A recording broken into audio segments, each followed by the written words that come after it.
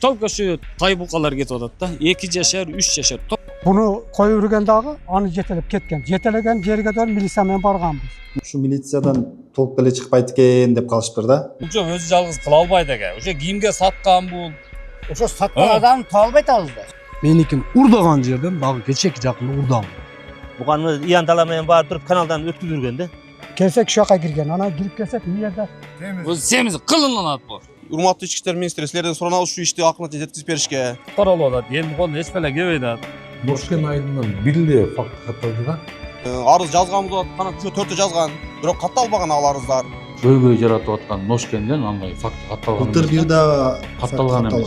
12'ni жоготуп койду. 2 жылдын 12 кой. 12 койду. Бизди прямо баргызып эле отургузуп иштаган. Иниңиз ушул жакта жашайбы?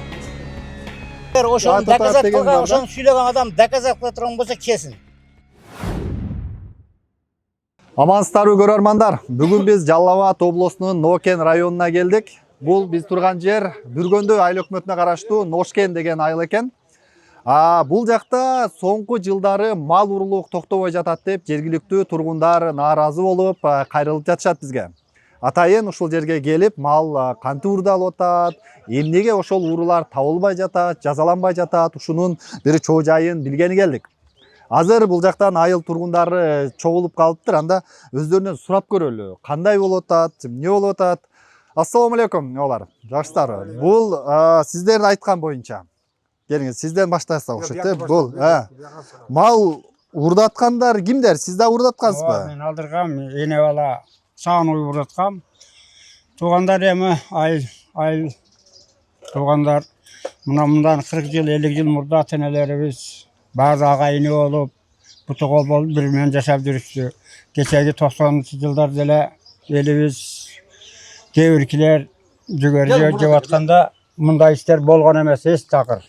Эми баарыбыз ата-энебиз баары бир болгонбуз. Ушундай сундук болуп турат айылыбызда. Эч ушул немелер токтобой атат. Мал уруулук, башкалар, мурда эч кандай мындай сундуктар жок эле. Сиз качан уурдаттыңыз? Не ошо 3-4 жыл болду да. Эми аяка барып не кылганы, арызданганы, чындыгы арызданган жокпуз. Эми бүт баары белгилүү. Барсаң, ана мурда канчалары колго түшкөндө деле алар чыгып кетишкен. Ошон үчүн начада жок үчүн бара алган эмеспиз. Барбадык да. Men 24-жылы 24-февралда алдыргам. Ошо уйларым бар эле, менде деле бир 15 уюм бар эле. Балам бакчы эле. 26-27 кирген балам бар. Ошо багып жүрүп, ал букалар жипке деле байланган эмес, бош жүргөн корого камап коюп. 6 буканын ичинен эң чоң 3,5 жашарын уурдап кеткен да. Чоң буканы? Буканы. Ошо 2 жашар, 2,5 жашар, 3 жашар, 3,5 жашар букалар эле да. 6 буканын ичинен кантип кармап жүктөп кеткен таң каласың да. Букай карматпайт го. Бир гана адам кармай албайт да аны. Шериктерим менен кармаганда. Ошентип аякка чуркады балам, бияка чуркады. Şu менен жок болду да. Түшүнүктүү болуш үчүн айта кетпейсизби? Ошол букаңыз 3,5 жашар бука дедиңиз, Сатсаңыз баасы канча эле ошонун? 100 000 өйдө да. 100 000ден өйдө. Андан кийинки букалардан коркконман сатып жүрдүм да 100 000ден, 115 000ден, 80 000, 90 000ден саттым да. Эң чоңун уурдап кеткен да. Да уурда түйбейин деп сатып ийдиңизби? Сатып жүрдүм да, эмне кылам да, айла жок да. Сиз качан жоготтум деп атасыз? Муну 2024 11 октябрь күнү 12-си кеткенде эртемен барып көргөм. Жок. Ана 6 ай болуп калды, 6 ай 7 ай. Андан кийин муну балаганыкын уурдады. Азыр акырында меники уурдады ки шуну. Канча жашар бука эле сиздики? Азыр мына шу 1,5 жашар. 1,5 жашар. Ал 1 жашар 2 айлык эле. 2 ай. 6 ай мурун. Ушунун шериги экен эле да, э? Шериги. Bundan чоң эле калды. Бул кичинерак эле, сал арыгыраак эле. Bunu alбастан, bunu ham çıgargan, ekönü ham. Çıgarıp turup, kudu halege kazıktı çıgarıp, ekö süzüşken kılganda, mundayça aytkanda, süzüşken kılıp turup, bunu koyup yürügen dağı, anı jetelep ketken. Jetelegen jerige doğru militsiya menен barганбыз. Oşo atını bilbeyim hazır. Oşo menен izdegenбиз. İzdep me kıldık. Жыйынтыгы çıkmadı. Oşo porterdi жүктеген жерине ham апардык, oşo militsiyanın. Anan Чыкпады ошо кайер менен алып барган жолдорго да. Бирок малды изи бар, алып кеткен адамды изи жок. Турпакта ham билинбейт. Мына şu бардыгы шуну айтат. Мына şu жоготкондорду бардыгы ошо. Изи жок да, бирок малды изи барган. Бирок мени букамда раса кыйналган. Кичинекей арык бар эле. Мындай. Аңа көпүрөк аккан экен мындамда чуктанчы. Ал киленке койгон, киленкелер жыртылган да. Түндө али бука эрге барганда пытырчылаган, мунун айынан секирген бука. Секирген дагы жүргөн. Ошо неме менен жолду кыргагы менен кеткен. Буканы изи кеткен, ал жетелеген адамды изи жок. Бирок портерге барып жүктөгөн жеринде жүндөр төгүлгөн. Аны ham ошо милиция көргөн. Барды ошо жүктөгөн мал реза тайпастаган алиги жерде. Тайпастап эптеп чыгарган да аны. Чыгарган, алып кеткен. Ошо жерге ham корком. Байлап койгон. Аны он эрке апарып байлап жатам. Үйдүн жанына түндө. Ошо жерде өзү жатат. Түндө 2-3 жолу турам. Ит чабаланат турам, карап коем, жатат. Милициялар билип турат. Бул өзү жүктөй албаганын билип турат. Муну өзү жүктөй албайт. Бирок ошо жерден канча десем 1 километр, 1,5 километр жерге жетелейт да, сокмок жол. Аерден bir киши жетелей албайт. Мал баары бир чөпкө чаптанат. Туурабы? Bir киши жетелеп кете турган. Бул сүйрөп кетет да бул. Меникин урдаган жерден дагы кечеки жакында урдалды. Ал ошо по факту боюнча көтмөн кууп барып өздөрү кармады. Кимдер? Органдын адамдары. Милиция кармады. Урдаган уру өзүнүн бир тууганы да, кудачылык, кудасы. Өзүнүн баласы кошо барып издешкен. Өзүнүн абасын кармаган, мындайча айтканда, ошо камерадан кармап, өзү эле группага таштады. Элдин группасына, мына кармалды деп полный таштады, аны эл көрдү. Анан по факту неме кылып текшергенде өзүнүн тууганы чыгып калды. Группадан сразу өчүрдү. Видеону өчүп салды айлык группасы, WhatsApp группасына. Анан кийин ал өйдөдө, толку өйдөдө иштешти алар. Милициялар менен ошо органдын адам менен лишби жабыш керек болду да, булар өзүнүн тууганын ачып алды, жабыш керек болду. Анан бул урдаткан менен сүйлөштүк, нары бери кылдык. Бул кое тургула, мен айта албайм, мен акчамы албайм деп. Анан кийин акчасын алды, келди. Элдин алдында айтты. Уру мынау, мага мынча акча берди. Мен алып алдым, арыз таштайм деди. Арыз таштады ошо. Ага чейин алып чыкпай турду. Эми ошондой факт менен кармап аткан уруну азыр өйдөдө кандай десем болот? Результат жок да. Больницада деди, анан кийин эмерге органдын адамдары келди да, больницада экен деди, Бишкекте экен деди. Алар кетти, аркасынан түшүп келди. Органдын адам билет, алар каерде жүрөт, эмне кылтат. Анан ошо арыз өзүбүз алабыз, чек кыла деди. Нерде чогулуп ошо 5 жөнөттүк. Мен агам кошо барды акам. Барса, уру менен көрүштүргөн экен, кеңирип отурат. Кайра биздикилерди кийип, колуңардан эчтеке келбейт. Каяка барсаңар арыздангыла. Ошентип сөз кылыптыр. Анан жо ал фактта результат жок, анан жазбаган эч кимче. Кайра кайтып келишти. Анан эл менен чогулуп ушундай чечимге келдик, ушу журналист чакырайлы, болсо до конца алып барайлы. Эми сиздер баягы билсин. ушул жерде эле басты болуп калып кетип атат. Ушул жерде калып кетип атат да бул нерсе. Ушул Нокенден эле чыкпай эле ушул жакта өз ичара сүйлөшүп алып эле ошол ууруларды колдоп, аларды кармабай, милиция кармабай деп нааразы болгонуңуздар ошондо. Ооба, аркасынан ошо акча киргизип атат. Алло, ассалам алейкум. Шахрох мырза, кандайсыз, жакшысызбы? Менин атым Эламан болот, журналистмин. Сиздин айлыгыңыздарга келдик эле, анан айлыктан номериңизди алып чалып атам. Жакында мал урдаткан турбайсызбы сиз дагы? Анан ошондо ким деген адам кармалды эле, анан ал мойнуна алдыбы? Анан сизге акчасын кайтарып берген деп атат, акчасын берген деп атат. Эмне болду эле, ошол тууралуу айтып берсеңиз. Эми бизде ошо айылдан ошо наркотикке алган экен. Эми ошо акчасын төлөп бердим. Малды. Бул канын акчасынбы? Сутка бердим. Ооба. Сутка бергенде алар жүргүзүп ошо текшерип таап, шу алган экен деп акчасын кайтарып берип. Ариза таштап коем, ариза турат экен. Нарботака дедиңизби? Ал мойнуна алдыбы ошол?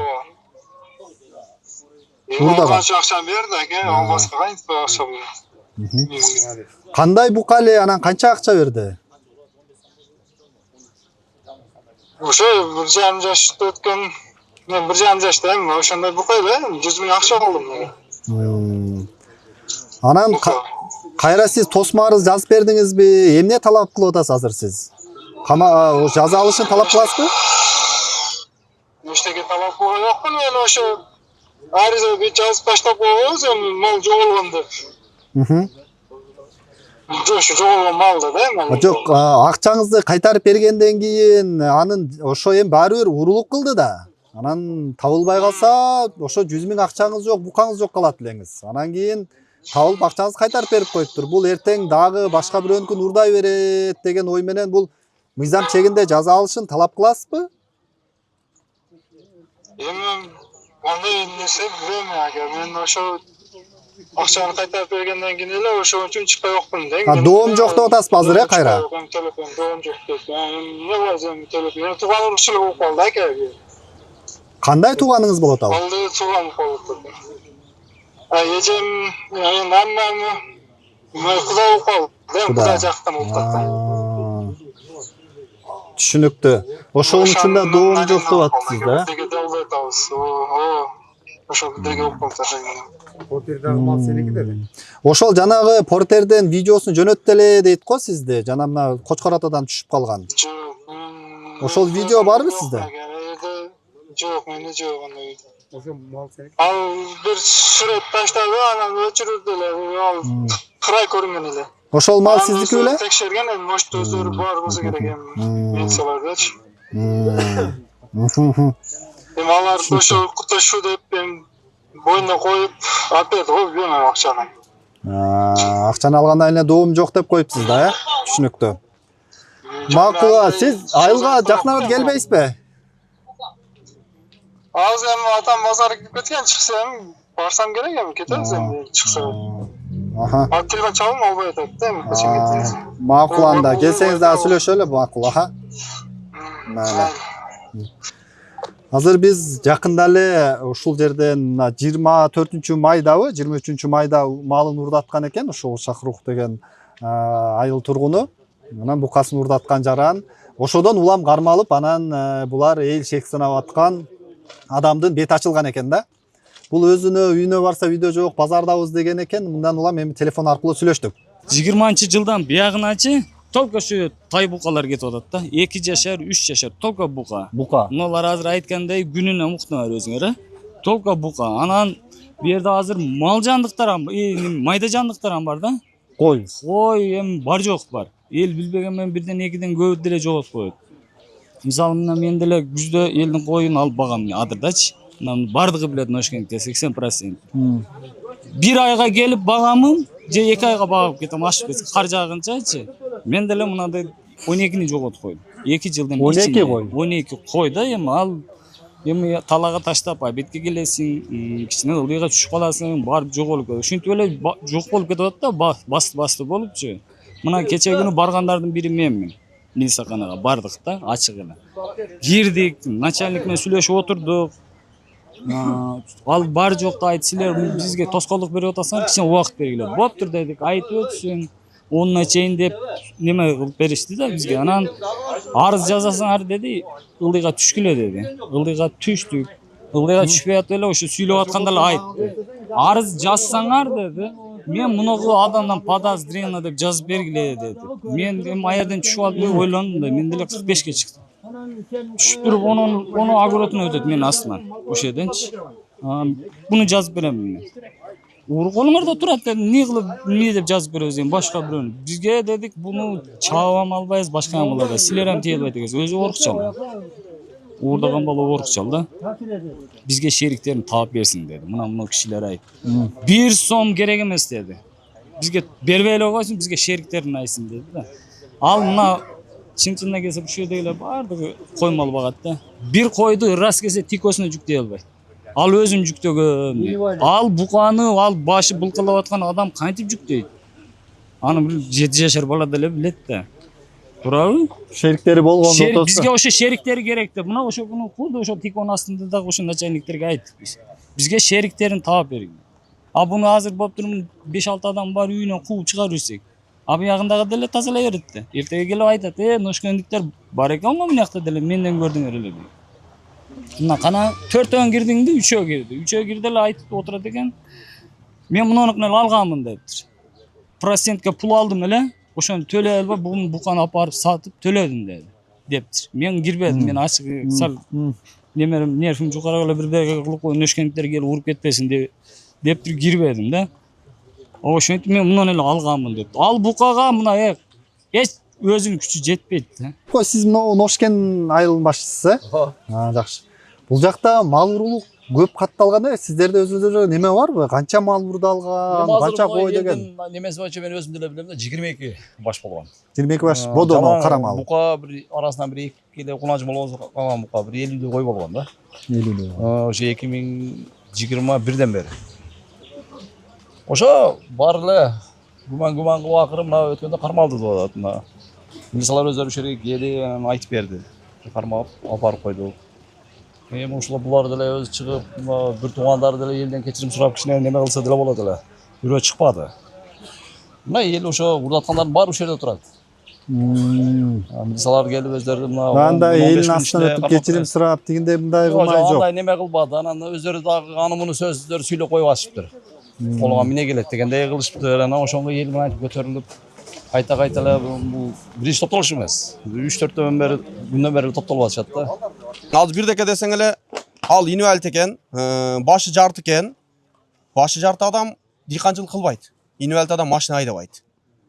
Мына элдин баары көрүп жүрүп мыктар экен мынакей. Пресс жүктөйт. Бизге ошкон эле дыйканчылык кылат. Анан ал инвалид деп эле камабай койсо, анда кадимгидей эле иштеп жүрөт. Кадимгидей эле адам, кадимгидей эле неме. Анан суроо жоопко барганда эле талмас карап калат экен. Анан жакында ошо күндөр келгенде канан каякта ал деп суроо берсек, больницада дейт. Ал ошо малга чейин албаган ичени ушу малды урдалгандан кийин кармап калды анан талмас. Кызык да бир немесичи бунун аркасычы. Азыр больницада дейт. Эми кээбиркилер үйүндө көрүп атат.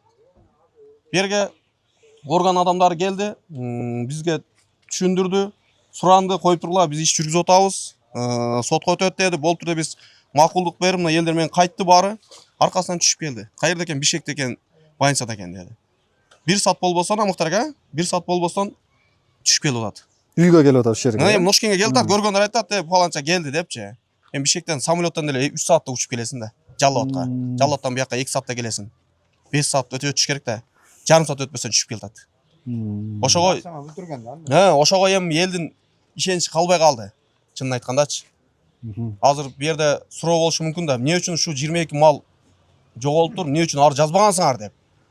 Арыз жазганы менен итеги болбосо эч кимдин иши болбойт да. Ишенич болбогондон кийин дагы эле ошо көйгөй кайталана берет. Эми муну ушул менен коюп кое турган болсо, эртең эле мал койгузу келет. Дагы эле ошо тема башталат. Бул нерсечи. Бир жерден ошо айылдын өйдөдөн урдалган төлкө. Бирок жүктөлгөн жери бир жерден болот да. Бир жерден жүктөйт. Жетелеп келип бир жерге алып келип. Бир жерден жүктөйт. Неденде ошо кууп барган из ошо бир адырдын башынан жүктөлөт. И пятницадан, жумадан, ошо пятницадан субботага өткөн түнү урдалган да. Баары эсептеп, элестер неме эсептеп көрсө, ошо күнү урдалган да. Бир күнү. Баары 22 мал пятницадан субботага өткөн күнү жүктөлгөн. Урдалган да, баарыныкычы. И бирдей эмесчи. Ошого эми элдин талабы ушуну акырына чейин жеткизип бергиле. Силерден сураныч да. Эртеңки күнү бул кайталанбаш керек. Жакшысызбы? Кандайсыз? Менин атым Элеман болот. Журналист болом. Мына айылдыктар арызданып келдик эле. Анан соңку ирет сиздин иниңиз ушул жактан бир уруулук менен кармалыптыр. Ооба. Иниңиз өзү каякта азыр биз жолугуп сурайын дедик эле. Больницада. Больницада жатат Жаллабадта. Ал эмне болуп барбайт өзү? Авария болгондо башынан неме болгон да? Операция болгон. Ошон үчүн мына ысыкта могу немеге чыкканда лечение алып кармап турат да баш. Анан ол иштеп эле жүрөт, пресс көтөрүп жүрөт. Анан биз ушул иштен кийин эле азыр кааласаңар ушундай барып туруп эле больницага Жаллабадтан нервологияга кирсеңер, ошол жерде жатат. Өткөндө ошондой деп качып кетти деп ошентишкен экен. Бишкекке барып лечение немесин алып турат да. Консультациясынчы. Анан дагы жазсын деп уже дагы келип жатат азыр немедечи. Өткөндө тергөөдөн неме кылганда айтышты, что чакырган күнү Biröňür barıp apkep beresiňer dep. Azыр тергөө башкаруу чарасы кандай каралды бул неме боюнча? Bu alğany çyn Алган. boynuna aldı. Moýnuna aldı, urdagan Ha, moýnuna aldı. Oşo urdagan malını boynuna aldı. Alıp urdalı jogotganam nime emes, özümün kaynlerim bolot. Tuğanlarınızın le uzdap ketipdir da. Anıkını tölödü. Men aytdym oşo maga 2 güne dör bular bildirbegende biröňün maşinasyny urup aldı dep durup. Men aytdym eger algan bolsa, kimlikini algan bolsa, boynuna koysa tölösün, emese kamasın. An men tarabyny alıp nime kılbayım. Misal bir toğun bolsa, jok bolsa bala çakam menen şunu kurup jeytdilen deysin, turabı? Eger algan bolsa boynuna koysa tölösün, emese kamalsın.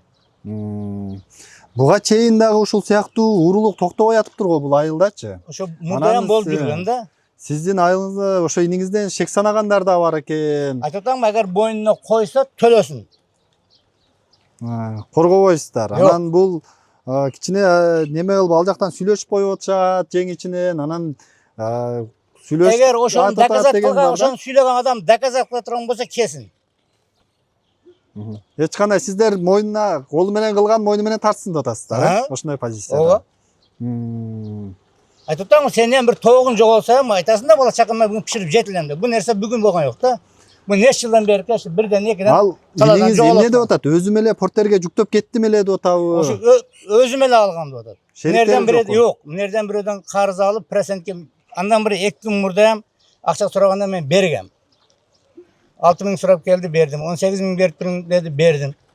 Keyin bu oşo men takala bunu aytat. Desem aytat men maşinany urup alıp turup nerede birös presentke akça berет. Oşondan akça aldım ele. Oşo kыстап kep turgandan siz daha sögöt dep turup şu işti kıldым деп атат да. Ал Ata gelmese baldarımdan oşadagiler bardı. Libo balaman surasam beret oşo 25.000 akçançı. өзү жана не баш ооруйт, майыптыгы бар деп атасыз. Анан ошо чоң буканы жалгыз портерге жүктөп кете алабы жалгыз? Men hazır oşa janakı kaynamen suradım da. Misali alıp ança adamdı oyuna kelbet de. Misali bir adam bir nimeni yüktep çıkış kıyın da. Nimegeçi? Букан, Evet nimege. Al aytat men porterge yüktep deydi. Aparıp 2 gün bağıttır dağı apçıp maşinege çıkıp düşüp жүрgön deydi. Men özümde şek sanadım da bu kanday bir adam misali nereden taladan bir mal aldı. Şunday alıp kelip porterge sürüp açıp kete alaysın da. Ал бука портерге чыгып көнүп калган, Ha, оңой чыгат деп атабы? Janagı jogotkan bala özüm yüktep ap çıkıp ap kep жүрgön deydi. Ошого Машинага оңой чыгат деп атабы портерге? Maşinede şunday kısa jetlese çıkıp öret deydi. Дал именно ошол туш келгени кызык экен да.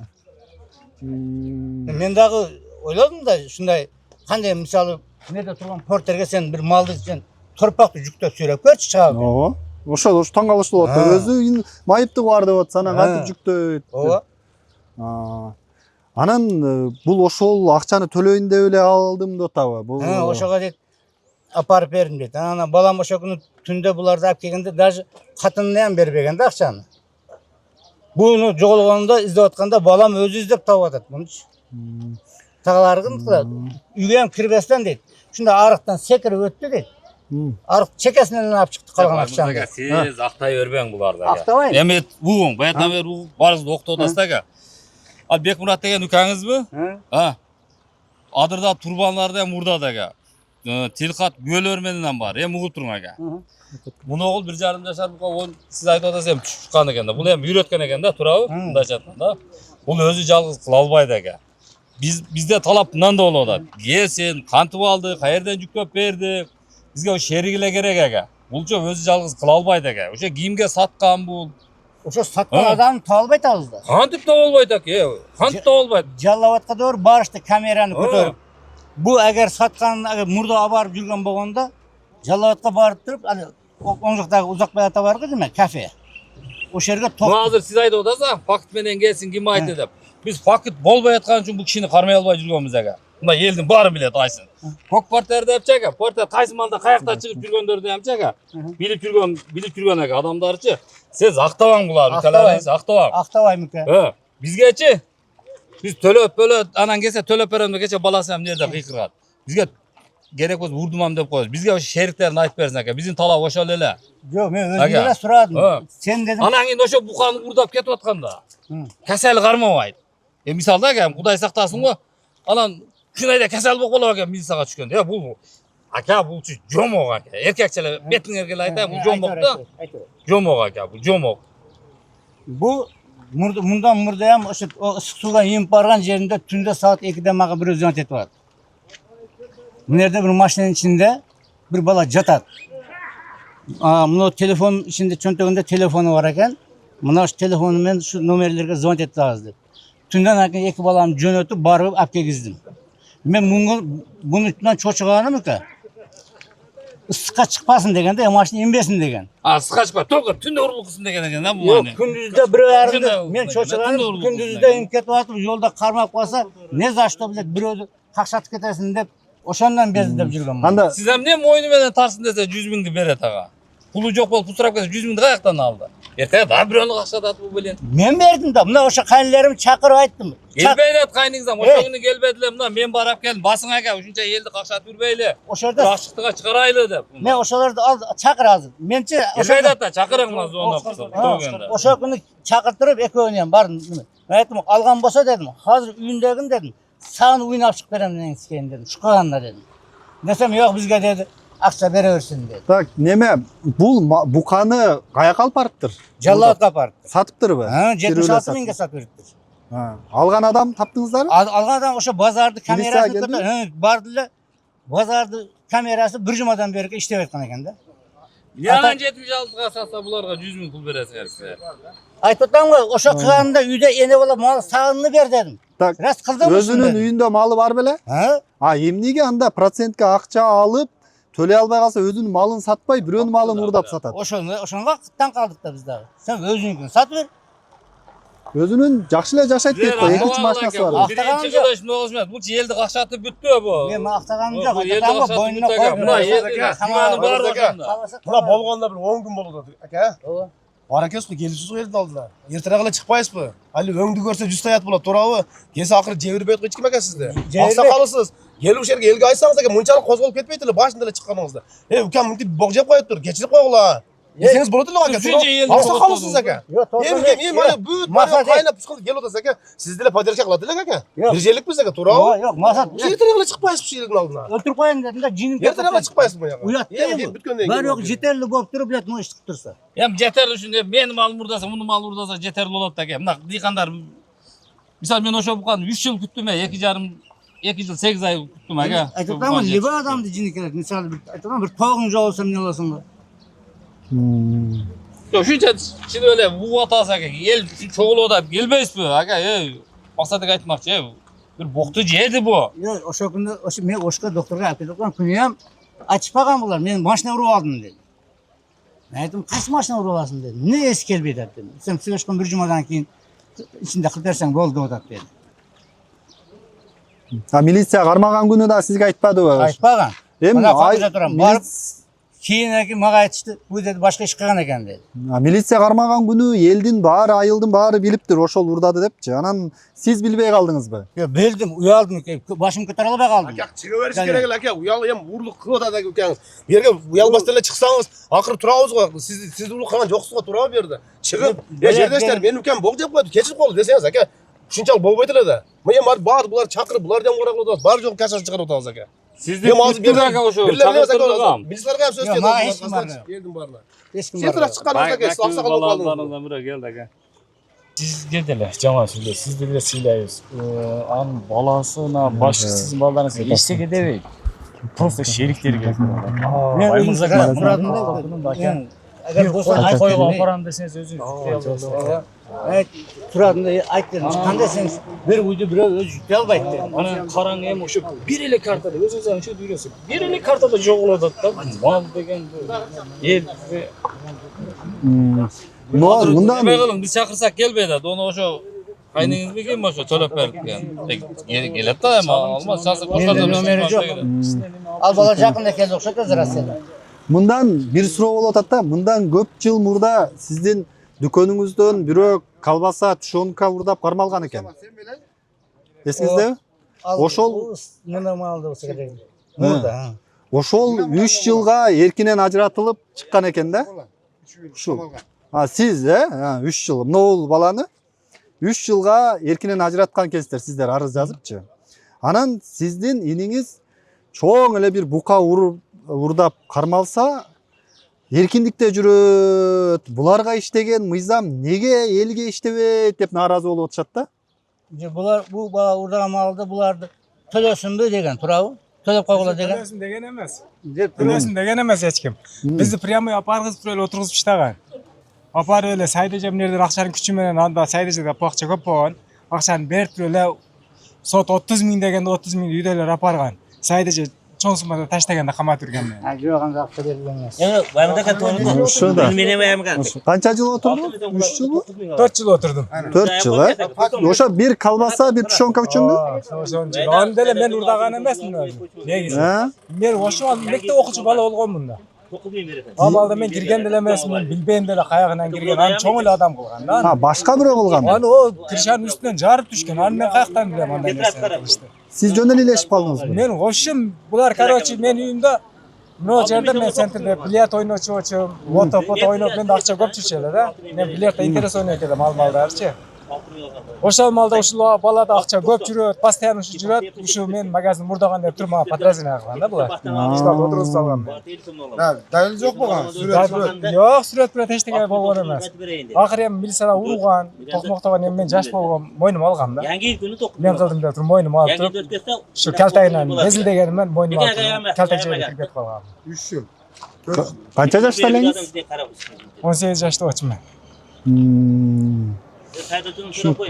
Ошондой болгон тура бул 4 жыл отуруп чыктым дейт. Бир колбаса, тушенка үчүн. Анда мен дагы албадым эле деп атат. Анан сиздин иниңиз дагы ушул үчүн жаза тартылышын колдойсузбу? Кандай? Жаза берерсиң. Рас кылдыбы тартат да. Ал кайныңыз акчасын берип, анан доом жок деп айтып калыптыр го. Урдаткан неме. Сиз акчасын бергенден кийин ошентип уже болду эми эмне кылам деп ошентип атам дейт кал сүйлөшсөк. Аны билбедим, аны өзүмө сүйлөшөсүң. Эгер истесиң жазып берген болсо.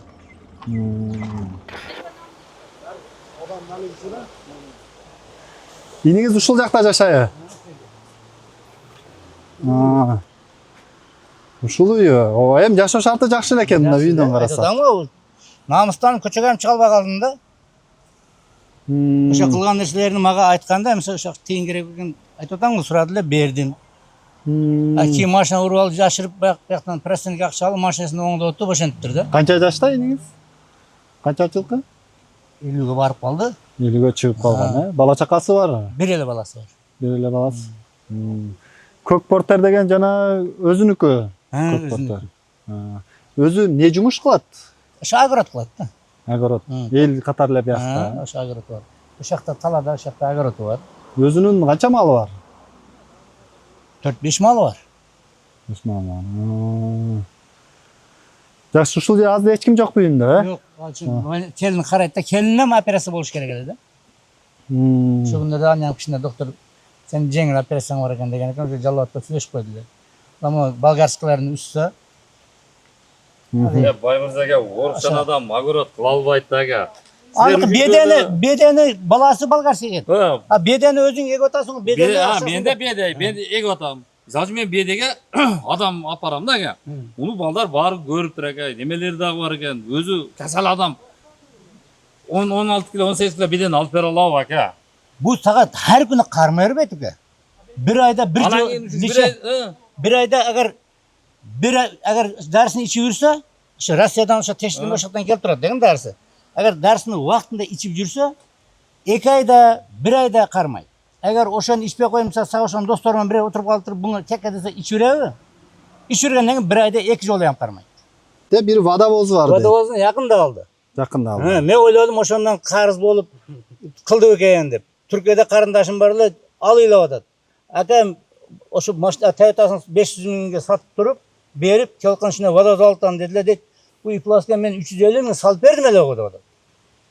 Ошондо бир водовоз бар экен, портери бар экен. Да жеңил машинасы да барбы? Жок, жеңил машинасы күйөө баламыкы, турат өйдө деп. Анын акчасын бериле эле, мен айттым, кайсы көтүңгө бересиң эми дедим да. Инвесттен кайтарып, мына мунуларым билет, күйөө баламыкы. Койдо али Nissanмы? Экран кайтарып бер дедим. Мына азыр ошол жанагы кармалган адамдын үйүнө келдик. Жана айтып аткан водовозу бул экен. Жашоосу ушул. Жакшы, мындай эми үй шарты жакшы эле экен. Баягы кыйналып жашайт дегендей эмес экен да. Ушулардын туугандарынын айынан турбалар ham албады адырдачы. Кандай турба ал? Месен турба койгонбуз бизге адыр жерде үйүм эле онундай үстү. Насос менен суу ичет. Ошо турбалар ham калбады. Урдап кетеби? Ушунун ака-укаларынан айынан да. Анан эми кичине пулу бар экен ортого түшүп, муну куткарып алып атышат. Ачык тура элеби туугандар. Кичине тыйыны бар экен. Эми акыйкатты айтыш керек акалар, а?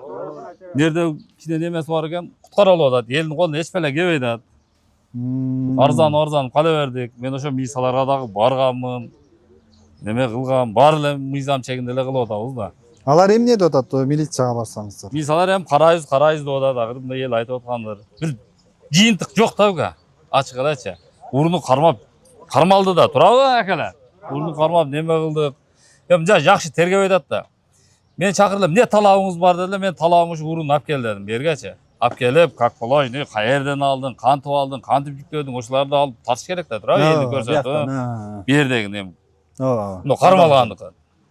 Анан биздин максат ушу эме колунан келсе, мынерде баласы айтты, мен миллион болсо ham төлөп берем деди, барыңар уктуңар. Төлөп берсин, анан мындай урунун бизге кереги ham жок, турабы туугандар?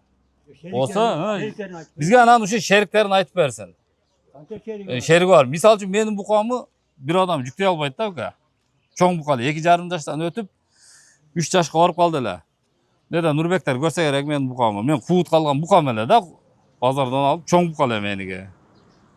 Эми ошо өткөндөн бери келебиз, жыйынтык жок. Ошо буканы издеп мен ошо Жалал Абадка чейин бардым, ошо мисалардын өздөрүн алып алып. Мына 20-30 миң пулум кетти. Буканын пулуна жетейин деле калды да расходумчу. Күнүгө эмнерге келемин, азыр өкмөттө өзүм ошол жерде иштеймин. 5 тонн бензин куюп келем күнүгө. Келип şu чогуш менен буканын пулун түгөдүк ачык эле. Издегим ham келбей калды, бир жыйынтык болбойт атчы. Силерге кайрылганымдын себеби ошо. Жакшылап Түшүнүктүү. Мындай экен да анда урматтуу көрөрмандар түшүнүп алыш үчүн буга чейин айылдыктар малын жоготот экен, ууруну таппай атыптыр да. Эми башка бирөөлөрдөн эми күмөн санап ушул болушу мүмкүн деп шектенип койгон учурлар болот экен. Бирок ууруну таппай аткан экен. Ошол ууруну милицияга таап бер деп барса, алар жок, жыйынтык жок. Тапма жок. Туруптур дейт, туруптур. Аягында ошентип бирөөнү уурдап кармалып калыптыр. Ушул кармалып калды, эми ушуну жазалап бер. Биздин айылда ушул эң чоң көйгөй болуп атат, мал уурулук. Акыры мына кармалды шектенип аткан адамыбыз десе, дагы деле туруптур деп атыптыр. Эми бул чара көрүш керек да. Мисалы үчүн 2024-жылдын январынан тарта жаңы мыйзам күчүнө кирген. Мурда жалпы эле уурулук деп өзүнчө кирсе, мал уурулук деп өзүнчө бир берене бөлүнүп чыккан. Мал уурдагандардын жазасы күчөтүлгөн. Эгер ошол мыйзам менен кала турган болсо, эгер бул бир үйүр көп малды уурдай турган болсо, 12 жылга чейин камалат деген мыйзам кирген. Меники адырда агроточу. Бакты ичинде сеткамен курап койгом. Ошонун ичине кечки малды сугарып, жылдырып, байлап келип эртең барып барсам жок. Түндө уулап кетти. Аяка чапкыладым, бияка чапкыладым, анан таалды. Мен жок болду. Казында какы болгон дагы сеткеме арыз жазып келди балам. Мен жок болдум. Чыкпады. Арканда алып турган беле? Аркандагы үстүндөгү тегереги коргон болгон дагы. Коргондун ичинде. Коргондун ичине чыгарып. Ошоңочо дым. Арыз жаздыңыздарбы анан? Жазганбыз конго. Участкага бардыңыздар. Эмне дешти алар? Болуптур да караштырып алды. Милиция келип, кайерден урдаттың деп суралып көрсөттү. Анан кеткен, этият болгулар. Ушул болгон. Анан кече жакында бул жакта айылыңыздарда чогулуш болгон экен го. Анан келип, ошол Нокен район милициясынын начальнигинин орун басары келип, урдаткандар жазгыла деген экен. Баргыла, кабыл алабыз, иштейбиз деген экен. Ошодон кийин бир жыйынтык болду. Бардыңызбы сиз дагы? Бардым, жыйынтык болду. Онда дейин барып силер туруп тургула биз караштырабыз, шериктерин табабыз деп айткан боюнча эч ким жок. Ошончо чыкпады. Чыкпады. Мен 2023-жылы июндун 1-inde урдатканмын. Талай калтырганбыз. Күнүздө бар карап, кечинде кайта келип жүрдүк, жатып жүрдүк, карап жүрдүк. Түнү менен карап да жатып аттыңыздар. Жок, жатып жүрдүк, жатпаган күндү урдап кеткен да. Мындан күнгөйдө болгон, бул дарактын аркасына аркаланган. Мындан жетелеп келип туруп, жол менен барып туруп, тушка барганда талдан өткөндөн кийин бияка капталдаган жак. Өткөрүп туруп, капанын аркасынан өтүп туруп, мындан столбадан өтүп, анан жидайдан өткөндөн кийин анан өткөрүп туруп каналда өткөрүп туруп жүктөгөн деген. Кийин аныктадык биз талааны кыдырып жүрөбүз. Наркыбетке каналда өткөрүп жүргөн, себеби бул жерде канал немеде насоста смеде турган балдар болгон. Жака жүргөн эмес да. Буган иян тала менен барып туруп каналдан өткөрүп жүргөн да. Өткөрүп туруп жүктөгөн экен. Сиздин букаңызда. Кийин үзүнөн кутапты да, бир алдын талааны кыдырып жүрөбүз деп. Аны билген эмес. Кийин ана ошо кызды кадырып тапып келген.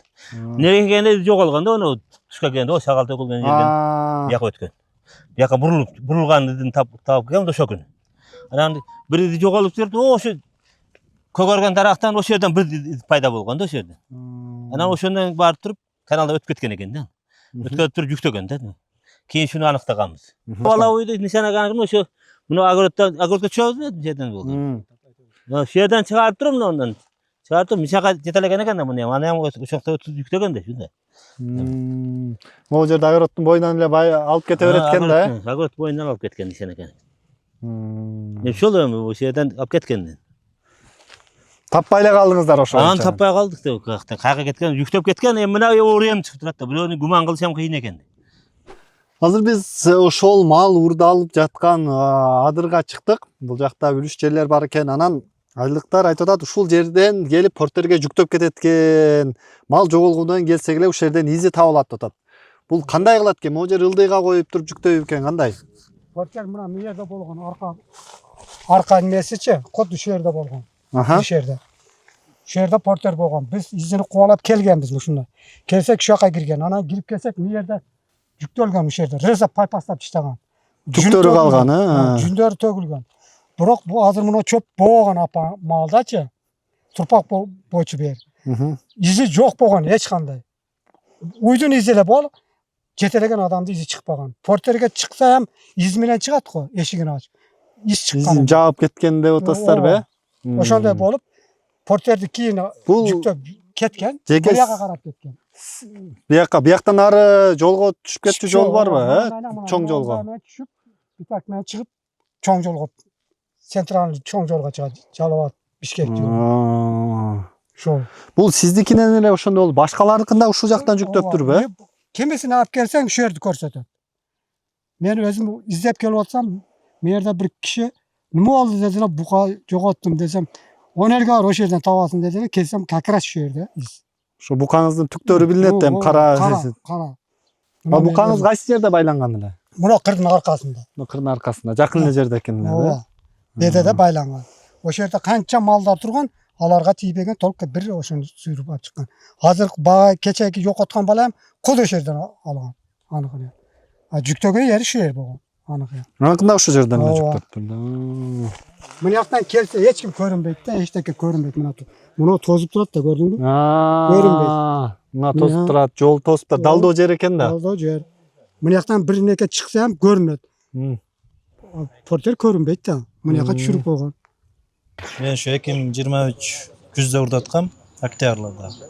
Менден 3 айда өткөн. Кандай мал? 3 кунажында, 3 жашар, бирөөнү алып кеткен. Анан күнүбүз барыбыз бир күндө. Пятница күнү түндө эле барыбыз окшошту. Ошошун шериктерин ачыкка чыгарып берсеңер. Сиз арыз жазып кайрылдыңызбы? Бир мындай милицияга айттыңызбы? Жазбадым. Участкойлорду айттым. Не дейт айтсаңыз? Арыз жазган жокмун да. Участкойлорго айткансыз негизи? Айткам, келип көргөн. Не дешти алар? Караштырабыз деди, ошойдон жок. Койлорду камайбыз да. Камап эми үйгө кетесиң, чай ичесиң, ысык суук болуп калат да, турат. Келесиң, чайың ичип барып, эртеңден барып карайсың, же чайың ичип барып карасаң, ичинен 3-4 жок да.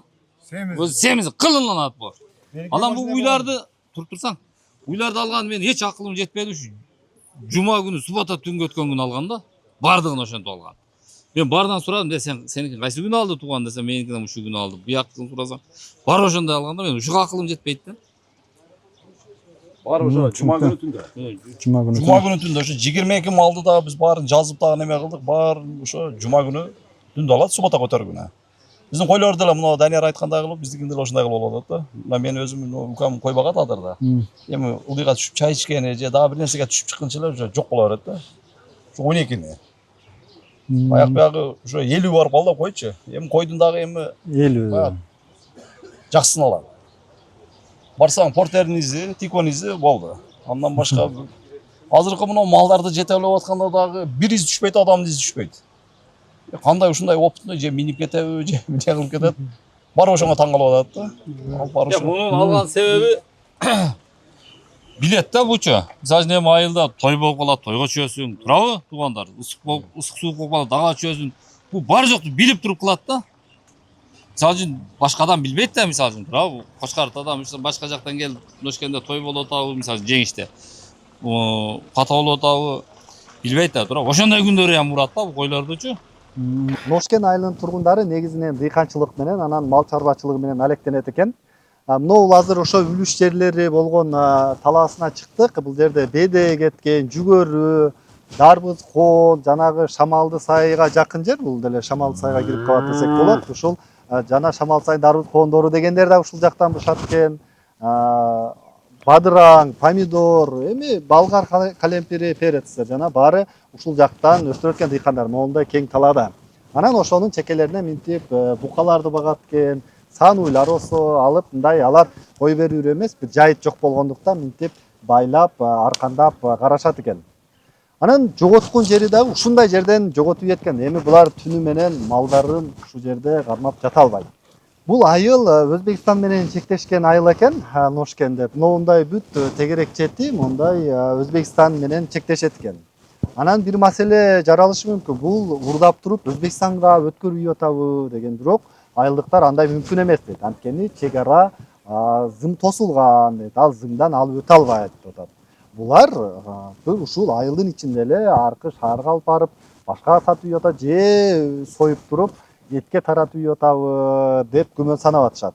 Анан баягы чек арага жакын айыл болсо, мындай Өзбекстанга өтүп кетти деген ой болбосун деген ойду айтып атабыз да, айылдыктар андай эч күмөнү жок. Анткени мүмкүн эмес экен да, физикалык жактан дагы мындай чек ара тосулуп турса, андан алып өтө албайт экен. Урматтуу ички иштер министри, силерден суранабыз ушу ишти акырынта жеткизип беришке.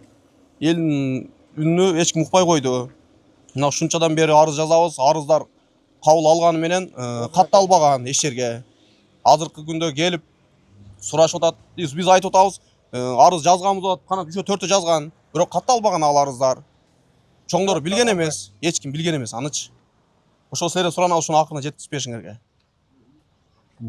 Рахмат. Бул жакта жергиликтүү тургундар ошо ички иштер министри Уланбек Ниязбековго кайрылып жатышат. Ушул ишти аягына чыгарып берсин. Биздин маселебиз ушу айылдын ичинен эле чыкпай, басты-басты болуп калып кетип атат деп.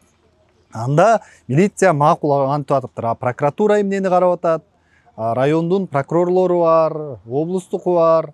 Алар дагы анда буга көз жумуп отурушабы же билбей атабы? Бул дагы биз үчүн караңгы да. Андыктан айылдыктардын ушул үнүбүз жетсин, көрсөтөлү, ушул мал уурулук деген балээден кутулалы. Ушуну менен биздин милиция иштеп жакшы бир эки ууруну кармаса эле токтойт эле деп атат. Бул ууру баягы чет жактан келип, башка жактан келип уурдап качып кете турган эмес экен. Көрсө өзүнүн айылдын ичинен эле чыкты деп атат. Демек, анда милиция аларга чара көргөн болсо токтойт экен да. Кыргызстанда криминал ОПГнын баарын жок кылып салган, анан кичине бир мал ууруларды жок кыла албай жатканы бул дагы азыркы бийликтин ишине көлөкө түшүрөт. Бул жакта иштеп аткандардыкын саботаж кылып атат десек болот, бул жактагы кызматкерлер. Анда ушуну көргөндөн кийин дагы бир жакшы чара көрүп, чечим кабыл алат деп ишенебиз. Нокен району боюнча вообще быйылкы жылдын эсебинде. Быйылкы жылдын эсебинде жыл боюнча азыркы ушу 5 айдын жыйынтыгы менен 443 кылмыш катталды да. Мал уурулук боюнча. Жок, общий кылмыштар. Анын ичинен мал уурулук боюнча 10 кылмыш катталды. Нокен району боюнча. Нокен району боюнча. Жыл башынан бери? Жыл башынан бери 10 кылмыш катталды. 10 кылмыштын ичинен ошол именно сиздер айтып аткан Ношкен айылынан бир эле факт катталды да. Бизге бир эле граждан келип кайрылган. 23 майда жана талаадан бир букасын урдап кетти деп кайрылган. Равшанбек уулу Шахрукбек деген арыз менен кайрылган да. Бир эле киши кайрылган. Бул боюнча балдар иштелген, биздин кызматкерлер иштеп, бул боюнча шектүү кармалып, Иманов Нармырза деген 75 жылкы. Нармырза. деген бала кармалган да, Имамов Нармырза деген. Ушул жаран кармалганда, бул жаран кармалып бияка алып келип тергөөгө алып келип, тергөөдөн азыркы учурда тергөө иши амалдары жүрүп атат. Бул бала азыркы учурда немеде жатат экен, Жалал Абадта больницадачы. Бул черептин жарымысы жок экен да, башындачы, башы кыймылдаганы көрүнүп атат дейт. Ошол себептен больницада жаткандыгы үчүн бул камакка алынган эмес да. Тем более бул кылмыштын немеси дагы анча оор эмес кылмышка кирет. Ошол себептен бул бирок тергөө амалдары жүрүп жатат. Тергөө кармаганда ага кандай жаза чегерди башында? Кармалсын деди, камакка алуу чечимин чыгарды, кийин сотко жиберип жана 48 саатта башкаруу чарасы аныкталат эмеспи? Жок, бул жерде жанагы азыркы мыйзам боюнча, УПК боюнча оор кылмыштар гана кармалат да. Өтө оор кылмыштар жасагандар болсо, ошол камакка алынат жана. 48 саатка камакка алынып, анан сотко алып барып, андан аркы немеси мыйзам чегинде каралат. Кармоо менен өтө. Анан сот тарабынан берилет. Бул оор кылмышка кирбей калды. Бул оор кылмышка кирбегендиги үчүн бул жанагы тергөө мындай подписка деле ушул камалбай эле тергөө амалдары жүрүп атканда, бул тем более ошол убакта ооруп аткандыгын невольнительство башынын жарымы жок экен. Бул ошол себептен камалган эмес, бирок тергөө амалдары жүрүп атат. Бул иш деген кылмыш иши козголуп, бул иш сотко кете турган иш да, ушуга менчи. Сотко кетет бул боюнча. Анан соттон тийиштүү жазасын алат. Бул жерде мындай болуп атат да, ал ошол чыгып кеткенин айылдыктар мурда эле ушудан шек санап жүрүшкөн экен да. Ушул эле урдоп атат, көк порттор менен чыгып атат, түшүп атат деп. Анан акыры кармалыптыр. Анан кармалгандан кийин 5-6 келип жерге буга чейин жоготкондорчу, жарым жыл мурун, 1 жыл мурун жоготкондор келип арыз жазайын десе, бу жерден жаздырбай койду, күтүп тургула деп жаздырбай койду дейт. Ким жаздырбай койду? Бул жака тергөөгө келген экен алар. Жок, биздин андай болушу мүмкүн эмес да. Бир да факт келип. Ошол болушу мүмкүн эмес, айылдыктардан угуп алып, мен да таң калдым да. Сиздин орун басарыңыз барган экен айылга. Азыркы орун басарыңыз бардыбы, билбейбиз кимиси. Бир орун басарыңыз барып, баргыла, арызыңарды жазгыла, ушул боюнча деген экен. Бул жакка келсе, тергөөчүдөн арыз күтүп тургула силердики неме деп. Анан эми айылдыктар байой, баягы мыйзамдарды толук биле бербейт. Анан кайра ошентип келип алып жаза албай кайра кеттик дейт. Биздики мындай да, өзүң айткандайчы, айылдыктар мындай да, биз боюнча жылдын башында да бир группа алганбыз да, 4 баладан турганчы. Алардыкынан да 4-5 факты чыккан да. Ушунда мал оорлукчу. Ушунда кармаганда келген учурлар болот да, мисалы. Жана сага 95-жылы урдап кеткен, анан 2010-жылы да жоголуп кеткен меники да талаадан. Ушулар албаптырбы деген сыяктуу бир немелер болот да. Анан биздики азыр эмне болду? 95 жыл, 10 жыл, 30 жыл эмес, бир 2020дан бери жагын алып айтып атабыз да. 2020дан бери жагы болсо, мен иштегем 2023-жылы келдим бизгечи. Мен келгени бир мындай андай арыз албай койгула, же арыз алынбасын деген андай неме жок да. Тем более бир дагы мал оорлук боюнча бизде мындай факт укрывательство деген мен выявить эткен жокпуз да. Биз январь айынын аягында, февраль айынын башында бүт немелерди аким менен баарыбыз сельский сотто бүт айыл өкмөттөрдүн баарын кыдырып чыктык. Ошо жеринде вопросторду бердик. Анан ошол жеринде мен бардык айыл өкмөттөргө катышып чыктым да, бүт бардыгына. Бардык жерине катышып чыктык. Ошол жерден элдерге да сурап аттык. Мындай жергиликтүү милицияга наразычылыгыңар барбы? Жанагындай бир ачылбай калган бир мындай фактылар барбы? Если ошондой болсо кайрылгыла. Эл айтпай атат деп атасыз да. Анан эми алардын мындай кайрылыгы буга чейин кайрылышыптыр. Аягында ушу милициядан толук деле чыкпайт экен деп калышыптыр да. Ошондой деңгээлге жетип калыптыр. Мен бир эл менен дагы бир башынан сүйлөшүп көрөсүз анда. Анан мондой бир Данияр деген берки Жеңиш айылынан болот экен, бир тургун кайрылды. Ал мен бүт жака Жалал Абадка чейин бардым, бүт жака бардым, эч таба албай эле койдум дейт. Мындай бир букамдын акчасы кетти, ушуну издеп жүрүп деп. Анан мындай факт бул элдин наразычылыгы жаралып атат да. Жылына эле 3-төн 4төн карамал, букаларды багындай согумга сотурган букаларды урдайт экен, койлорду урдайт экен. Анан сиздерде мындай бир ой жаралбадыбы? Жылда эле урдалып атат, токтобой атат. Буну бир табыш керек. Эми урдалган участковый чакырат экен.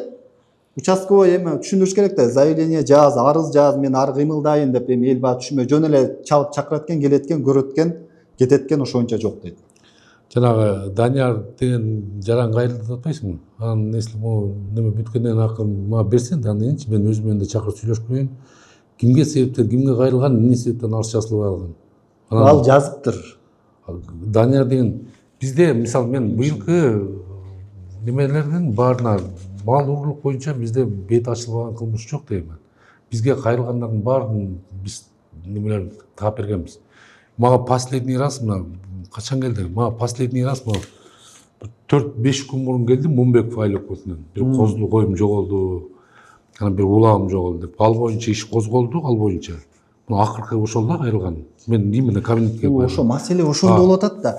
Сиздин балким сиз билбейсизби, аркы жакта кызматкерлериңиз ошо арыз жаздыра койбой эле кетире берет экен да, арыз жаздырбай эле. Жо, если силер айыл өкмөттөр менен жолугуп, кайра дагы жана айылдын эли менен жолугуп келдик деп атпайсыңбы? Ошол эле айылдын эли менен мен эртең барып өзүм жолугам да. Кайра жанагы чогултуруп, жолугуп, жана повторно если силерге айткандай фактылар этилсе, белгиленсе, анда алар тийиштүү чарасын, тийиштүү, если укрывать эткендер болсо, жашыргандыр болсо, кызматкерлер тийиштүү жазасын алыш керек. Ал боюнча кызматтык териштирүү жүргүзөбүз. Бирок мен бул боюнча сиз айтып аткандай мага лично келип, алар сизге кире албайт дейм, тергөөчүгө жолугат, ошокто участковыйго жолугат. Бизендечи, бизде КППда киргенге, мага киргизилгенге болбойт же ограничение жок. Каалаган киши, каалаган убакта келип мага кирем десе эшик ачык. Бүт баарын ала алабыз. Андай жок мисалы. Тиге кел тергөөчүгө барсын тиги деген. Мага келгендер ээн эркин киришет, ээн эркин оюн айтат. Айылдыктар да көрсө ушул видеодон да сиздин сөзүңүздү тастап коелу. Эгер маселеңиздер болгон болсо түз кирсеңиздер болот экен. Түз кириш керек. Мен Ношкен элинен келип ондай, именно мага келип ондай биз жанагындай участкага кайрылдык эле, участкаларга эч кандай мера принимать этпей атат, же болбосо булар арызын албай койду деген немени уккан жокпуз да. Өткөндө бир күндө айыл өкмөтүнө барып ошондон эл менен жолугушканда дагы элдерге да суроосын бердик. Сурооңор болсо бергиле, ушундай фактылар бир мындай да кайрылган неме болгон эмес да. Анан азыркы моментте силерди чакырып ушундай кайрылып атыптыр. Если мен мындай немесе биз эртеңки күнү токтоосуз түрдө барып мен ошонун айыл өкмөткө азыр неме этебиз. Начальник помдорун алып бүгүнкү силер чогулган жеңге мен барып кайра повторно неме өткөрүп коеюн. Жолугуш өткөрүп берели. Если ушундай фактылар белгиленген болсо, анда чара көрөбүз. Айылдыктар ошол билет экен, баарын эле порттерге жүктөп кеткен бир адыр үлүш жерлер бар экен да, эгин эккен жерлерчи, ошол жактан могул жерден порттер менен жүктөп кетет деп көрсөтүштү. Өзүнүн кайсы жолдор менен алып кеткендеринен бери изин таптык дейт. Түгү калган малдын дейт, ушул жерден жүктөп кеткен. Анан таң калыштуу болуп атат да, ушул 2020-жылдан бери ошончо мал жоголуп атса, бир ууру табылбай атса, анан кийин баягы эл шек санап аткан ууру деп аткан адам кармалып, бирөөнү урдаганын мойнуна алып атса, анан кийин эмнеге аны ошол мурунку мал урдагандарга шек санап мындай катуураак чара көрүлбөйт? Элдин акыркы немеси да ошол да. Акыры кармалды эле шек санап, факты жок деп атып, акыры кармалды эле. Эми аны дагы бошотуп ишти деп атат да. Бизде жанагы мыйзамдан ашып биз неме чара неме албайбыз да.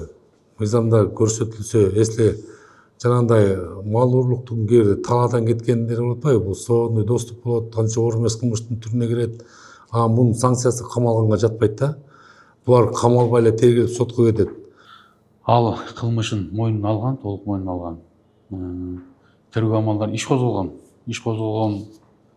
Бүгүнкү күндө тергөө амалдары жүргүзүлүп атат. Тилекке каршы. Ал адамдын өзүңүз эле барып текшерсеңиз болот. Бүгүнкү күндө Жалал Абад шаардык ооруканасында, больницада. Себеби баш сөөгүндө ошо мурунку эски травмбаза боюнча баш сөөгүнүн ошол сол жак тарабындагы мондай сөөгү жок экен да. Ал майыптуу ооба майып боюнча коюп көрсөң ошондой анан өзүнчө дагы мындай ооруп калат экен алчы. Моулундай маселе болуп атат да, бул майып экен, бир башынан сөөгү жок экен, оорусу кармап калат экен деп атасыз. Анан ошондой адам түн жарымда талаадан портер айдап барып, кантип ошо чоң буканы жалгыз өзү жетелеп урдап кетти деген суроо жаралып атат да. Анан бунун дагы шериктери бар деп. А шериктери барбы, бул жалгыз эмес деп атат да. Шериктерин тапкан жок милиция ушул убакка чейин дейт. Бул өзүнүн кылганы боюнча, сиз айтып аткан факты боюнча биз текшердик, ыкчам иш-чаралар жүргүзүлдү. Бул адам кантип жүктөгөн, кантип кеткен, апарып сузак алып барып мал базарга алып сатканга чейин биз далилдедик. Бүгүнкү күндө тергөө амалдары жүргүзүлүп атат да. Мындан кийинки дагы азыр биз иштеп аткан өзүбүздүн баягы мындай тил менен айтканда фронт работабыз бар да, жумуш алып барганга чейин мен сизге аны азыр эми ачык мындай айта албайм да. Балдар бул боюнча ыкчам кызматкерлер жумуш алып барып атат. Дагы иликтеп, может мунун аркасынан баягы сиз айтып аткан эски кылмыштар мындай чыгышы мүмкүн да. Бүгүнкү күндө иш жүрүп атат. А бирок буга чейин сиз айтып аткан эски жылдардагы кылмыштар боюнча бизге катталып бир көйгөйлүү маселе болуп, бир андай нерсе жок. Бизге азыр кандай маалымат келсе биз сөз каттап алабыз. А бул жарандар менен ушул факт боюнча деле бизге келген да. Келгенде жана 5-6 келген экен. Келгенде ошолор ал жана талапты айтып атат да. Буларды дейт көчүрүп бергиле. Көчүрүп бергиле, макул, ал бир талап экен. А ушуну жазага тартып бериңиз, шериктерин таап бериңиз дегенде талап коюшту. Алар боюнча биз самостоятельно сөзсүз түрдө иш жүргүзөбүз да. Алар менин малымы да ушул урдашы мүмкүн деп айттыбы? Ал мурунку эски эски дегенде бул ошо 20-жылдан берки экен да. Бизге каттоого биз милицияга кайрылбагандыгы боюнча алар ачык эле айтты. Биз буга чейин мындай экен да. Алардын айтуусу боюнча жазда бир жоголуп кетет дейт, ушундай торпок букалар дейт. Анан күзгө барып дагы бир ушундай фактылар болуп, биз эми талаадан жоголгонго дейт. Биз милицияга кайрылган эмеспиз. Мен кайра сурадым да. Почему силер бияка келген эмессиңер? Арыз менен кайрылып, мынау числодо, мындай болду, мынау түндө, мынау адырдан же участковыйга чакырышат экен го. Шек санагандар боюнча бизге андай маалымат болгон жок да. Баягы участковыйларга барып жаздырат экен, кээ бир экөө арыз да жазган элек дейт. Бирок каттабай коюптур, чыкпай атат. Кийин силер жазбапсыңар деп атат. Жок, андай факты. А могу шериктерди табуу боюнча да иш жүрөбү? Сөзсүз түрдө жүрөт. Сиз жана мындай дедиңиз да, жана бараткандачы, бирөөсү айтып койсоңуз болмок экен, ушундан чогулуп ушундай теришим чогуу эл менен жолукмак эмес да. Ушундай чогуу эле барсак болмок экен да. Если жанагындай фактылар болгон болсо, участковыйларга кайрылып, участковыйлар мондай урлук немени фактыны укрывать эткен моменттер болсо, биз андай чара көрөбүз алардын үстүнөн. Бирок андай болбош керек да. Биз биякта күнүгө жумасына 1-5 күндөрү биякта чогулуштарыбыз болот, занятиялар өтөт, ошокто күнүгө. Мен бар бир чогулуш сайын айтам да. Укрывать этпегиле. Элдер менен бардык что неме болсун. Кылмыштар мындай жаап чачылбасын деп талап ошондой коебуз да. Анан мен биринен өзүм толкандуу эле айта алам да, андай неме түшүш мүмкүн эмес депчи. Если жанагындай может быть жанагындай малдар талаадан жоголуп кеткен болсо, талаадан жоголуп кетти, өздөрү иштеп кээ бирөө кайрылбай калышы мүмкүн. Ошондой моменттер, фактылар болуп калышы мүмкүн. Көпчүлүк учурда мисалы бир ууру кармалып калса, биринен бири угуп келип калышат да. Меники да жоголду эле. Биз көп момент ушундай убакта билинип калат да. Кээ бирөө убагында кайрылбай, бирөө кармалганда келип калышы мүмкүн да.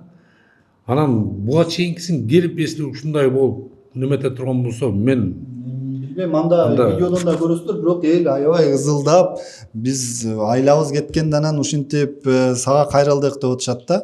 Сиз 2023-төн бери иштейм деп атасыз, э? 2023. Сиз көптөн бери эле? Мен 21 апрелден бери. Булар ошо 2020-дан 21-ге чейин деп атат да. Анан ошол анда жергиликтүү ошол участковый, ошол аймакты караган кызматкерлер маалымат бербеди. Мындай таң калыштуу да, ушул 4-5 жылдын ичинде эле 20 карамал, семиз букалар жоголуп атса, 50дөн ашык кой жоголуп атса, анан бир ошол убакка чейин эч ким табылбай атса, бул сигнал эмеспи бул? Кызматкерлердин иштебей атканы, таппай атканы. Жана 20дан ашык карамал жоголуп атат атпайсызбы? Былтыр күзүндө да, былтыр бул көбүнчө мал урлук, ушу жазга мал күзүндө мал тоодон түшкөндө урдалат да. Былтыр күзүндө да ушундай бир фактылар болгон. Могу жазында да кармадык жана 4 баланычы. Ушуларды кармап, аларды биздин Нокен району боюнча эмес, Аксыдан, Сузактан, башка райондордон дагы урдаган фактыларын чыгарып бердик да биз, аныктап бергенбиз. Бул жанагы ошондой немеси болуп калган учурда, жанагындай момент учурда. Жанагы ушу бир сезондо жана 20 карамал ошондой болуп калышы мүмкүн да. Булар жанагы группалар жанагы неметкендечи. Бул бир иштелип неметсе бизде мындай жаап-жашыруу деген болбош керек да, болбойт бизде. Жанагындай элдердин неметсе биз өзүбүз да жана силер айткан боюнча да кошумча да текшерүүлөрдү жүргүзөбүз. Өз кызматкерликтерди жүргүзүп, если кызматкерлер тарабынан ошондой жашылган фактылар болсо, кызматкерликте жүргүзүп. Эми азыр сиздин жообуңуздан биз элде башка маалымат, сизде башка маалымат экенин билип атабыз да. Мындай жер бар да, баягы короонун ичинен, сарайдын ичинен урдалгандар бар да. Бизде көпчүлүгү сиз өзүңүз барып көрүп келдиңиз да, талаада. Эми талаада дегенде баягы мал жаят эмеспи? Талаага мал жайып, анан бир тоолордо жүргөн болсо, анда ал башка. Булар өзүнүн таладагы жана беди эккен жерине, ошол ооруп кеткенин ошол жерге аркандап багат экен да, ошол жерден алып кетип атыптыр да. Бул талаада жайылып жүргөн эмес да, баары аркандалып турган малдар. Ачык жердегилер да, баягы ууру келгенде деле сиз өзүңүз көзүңүз менен көрүп келдиңиз да, айда толук шарт бар да, уурдап мындай айылдын ичи эмес да. Эми ал боюнча түшүндүрүү иштери деле жүргүзүлөт. Жазда ошол мал жаныбарларын алып жайлоого көчкөндө деле эскертип, айтып, деп чогулуштарды мындай ооба, түшүндүрүү иштери жакшы. Баягы малын мен айтайын дегеним, түнү менен кайтарып малын жанына жата албайт экен да. Жаткандар да болуптур. Анан кийин бир той болуп бир нерсеге түшүп кетсем, мен билет экен дейт, биздин айылдык экен дейт. Мен айылда той болуп кечинде түшүп кетсем, же бир ишим чыгып айылга түшүп кетсем, так ошол күнү уурдап кетет дейт да. Эми бизге ошол фактылар боюнча азыр мен жогоруда айтып кеттим го. Бизге факты менен келип, арызы менен кайрылса, ошол ар бир окуя боюнча биз баа беришибиз керек да. Ношкендин айылынан канча арыз түштү сиздерге мына 5 жылдан бери? Ношкен айылы боюнча катталган, жана жогоруда айтып өттүм го, бизге бир факты мына кечээ жыл башынан бери. Бир факты. Ошол факты боюнча ошол ыкчам иш-чаралар жүргүзүлдү, ошол замат эле. Бизде по горячим следам деп коет. Мал уурулукка тем более сразу көңүл буруп, уурулук боюнча. Адам алып келип тергөө амалдары жүргүзүлүп, эмне кандай аткарды, ага чейин андай бизге именно былтыр мисалы район боюнча 14 факты катталган мал уурулук. Бирок именно сиз азыр бүгүнкү барып келген көйгөй жаратып аткан Ношкенден андай факты катталган эмес. Былтыр бир да катталган эмес. Катталган эмес. Мен муну айта алам да, катталган эмес. Бизге район боюнча 14 факты катталса, Сакалды айылы боюнча катталды, Момбеков айылы боюнча катталды, могу райцентрден катталган, Шайдандан. Ал дагы 10 кылмыш ишин бет ачылып, бирөөнүн бет ачылып эле келе, биз группа алдык. Мына ушул жылы группа алганбыз. 4 адамдан турган группа, бардыгы мурда соттолгондар. Ранее судимый именно скотократтар ошо баларчы. Камалган 1-2 жыл отуруп. Жеңиш айылынан катталды го? 1-2 жыл отуруп кайра чыккан. Быйылкы жылкыга жок. Былтыркыда. Жеңиш айылы. Ошого коңшу айыл экен Ношкенге. Бүргөндүдөн жана Момбеков дегенде ошо бүргөндө немесине карайт да, ошол немегечи, былтыр ошол жактан Бүргөндү достук айыл өкмөтүнөн 2 факт. Момбековдон 2 факт катталган да. 2 факт катталып ошол жактан. Дагы бир маселе, мындан 2 жыл мурун дагы ушинтип мал уурулук боюнча ызы чуу болгон, мына бул Момбеков айыл өкмөтүндө. Билсеңиз керек, бир аял анан үйүндө балдар алып келеткен, 2 шериги менен деп. Ошол аялдар, ошол кармалгандар 3 айдан кийин эле кайра чыгып кетти дейт да. Сиздер кантип өткөрдүңүздөр эле тергөө амалдары жүргүзүлгөн ар бир факт боюнча. Ал эми соттон деле баягы мөөнөт берилет да. Жаза мөөнөтү берилет алар. Ал коомчулукка бул обсужденияда болду. Чогулушта суроо жооптор болду. Ал ошол кармалгандар азыр мисалы боштондукта жүрөт да. ошо боштондукта жүрөт экен да. Боштондукта Бул жүрөт. мына аныкы дагы бул айылды аябай эле куураткан экен. Ошол азыр боштондукта жүрөт. Соттун чечими кандай чыкты билбедиңиздерби сиздер? Эми соттун чечими алардыкы боюнча пробация деп пробациялык көзөмөлдөгөн да. Мен мага келгенге чейинки болгон окуяда мен келелекте болгон окуя. Мен айыл чыгып келген болом 2-3 жыл пробация өттүм. Бул жерде мындай болот да, баардык кармалган учурда жанагындай резонанс болуп, элдин баары тигиндей болгон эме берет. Анан иштер козголот, ар бир фактысы боюнча өзүнчө иштер козголот. Анан ушул көбү баягы сотко барганда, соттун учурунда бир айыл болсо тигиндей мындай деп кыргызчылыкка салып немесечи көбүнчө убактарда жанагындай встречный заявление берип коюшат да, тосмалычы жанагы. Кээ бирөө малын төлөп берет, же акчасын төлөп берсе, макул деп доом жок деп анан встречный заявление жазып берип коет. Встречный заявление жазып бергенден кийин мыйзам чегинде ал жанагы иски өндүрүлүп берип аткандан соттор деле кое берет. Ал айылдыктар менен дайым келатып изилдедим да, буга чейин ошондо эле ал нерсем ал жактагылар дагы айтат, эми нааразычылыгы бар экен да, эми ошентип чыгып кетти деп. Ушундай болот, чыгып кетет да, мыйзам ошондой болуп атат. Анан сотко биз тергөөнү өткөргөнсүздөр да толук, толук кандайда келип берилген. Сотко кандай сот өздөрү чечим чыгат, биз ага эч кандай кийлигише албайбыз. Мындай эртеңдер деп биздин колумузча кирбейт. Бул иш боюнча азыркы кармалган жаран боюнча сиздерде тергөөнүн версиясы боюнча мурда кылмыштарга дагы тиешеси бар болушу мүмкүн деген версиялар каралып атабы? Ал четте калбайт. Биз ал боюнча иштейбиз. Сизден айтылган баягы билдирүүлөрдү айтып атасыз да, мондай маалымат алынды. Биз ар бир маалымат боюнча баа беребиз.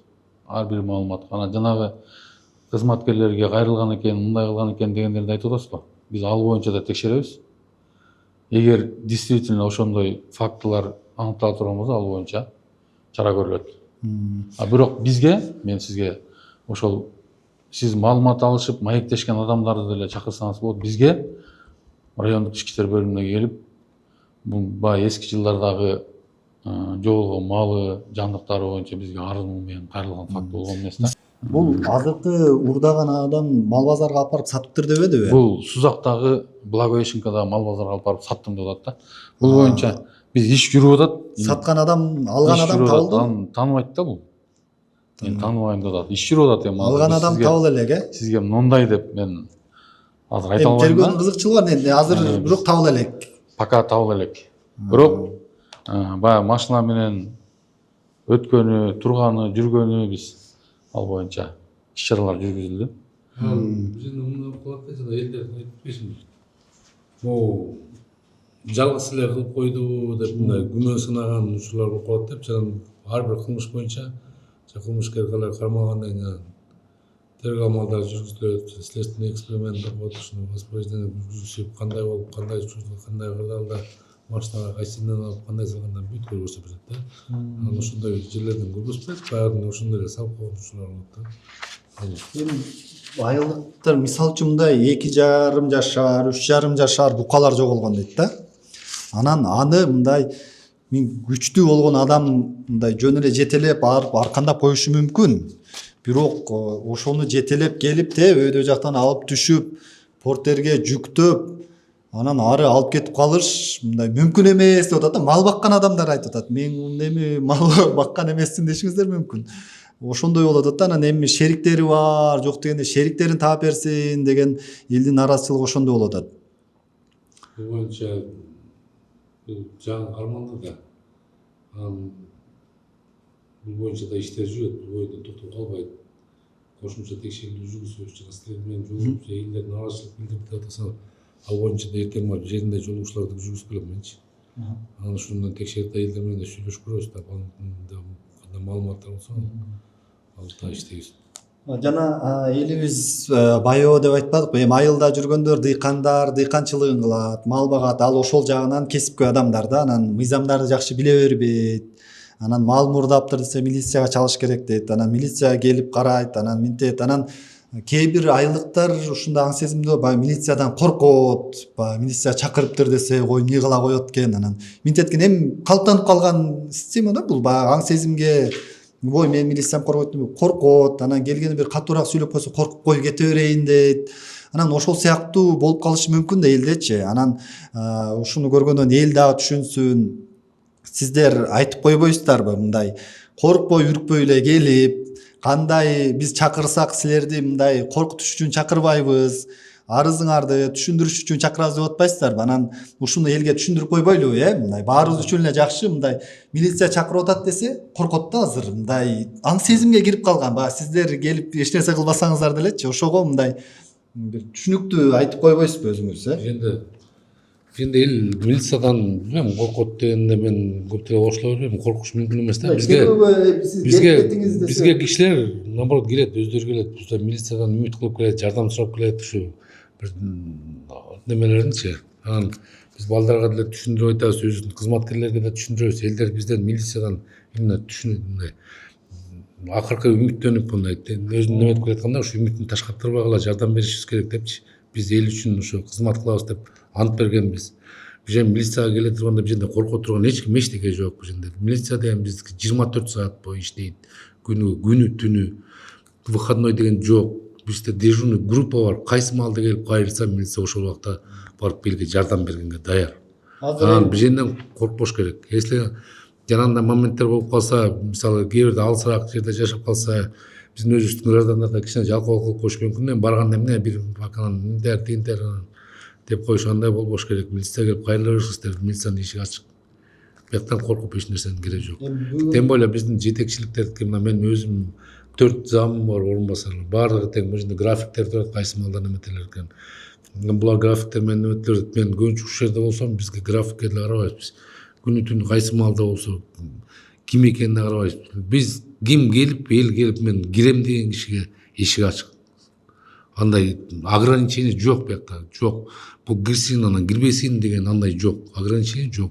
Любой моментте кирсе биз элдерди кабыл алабыз, жардам беребиз. Бизге элге кызмат кылабыз деп, ушу эл үчүн кызмат кылабыз деп биз ант бергенбиз. Биздин жумушубуз ушул, биз жардам беребиз. Түшүнүктүү. Урматтуу көрөрмандар, эми бул жалпы эле кыргызстандыктар үчүн, ушул анчын айлыктар үчүн, ношкен айлыктар үчүн да эртең сиздердин малын жоготкондор, сиз буга чейин мал жоготкон экенсиз, ошол видеодо айтыпсыз, ошону тактап алалы, келип кетиңиз десе, бул жетекчилер сөз берди, эч кандай чочулабай эле келе бериңиздер. Болгону ошону тактап, андан ары мындай ошол сиздер эңсеп аткан уурулуктун токсолушуна жардам беребиз деп атат.